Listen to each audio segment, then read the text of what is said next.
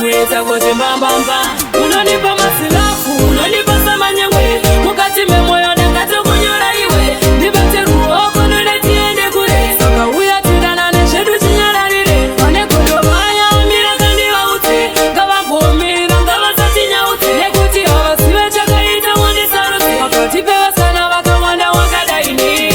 Baby, shono nita, hakuna mungwe anja kona kushita. Saka pa uone na bati sisa.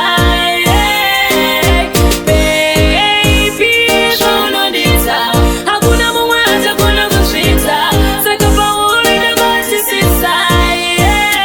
Auve mukati memoyo ndaka kunyora kuyekamba. Lavu yedu yakatanga sekuta. Mauli ndakaperera saka usafe wandiramba. Dokuda ndo saka chimbo cherudo. Sometimes ninengendi chida kuti ndikuti, kuti mupenyu wangu iwe wakakuchese. Ipapo ndipo kunava wandipusha we, paunodaro nenge uchida kuti nditese. Mangwana uya kuno tidanane, tidanane, patinotadzirana ngatigadzirisane itianane, tianane. Baby ninokuda, baby, baby, ninokuda.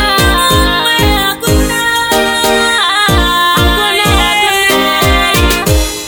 baby, baby, ninene wanipenda sahi, siwa wanitomotana batisiza.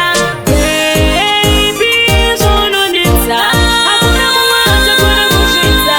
Saka pa uone batisiza. Baby, shono nita, hakuna mungwe anja kona kushita. Saka pa uone batisiza.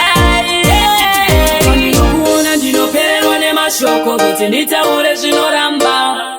Mwanakomana tiwe wakabata moyo wangu kuita kuti mbambamba.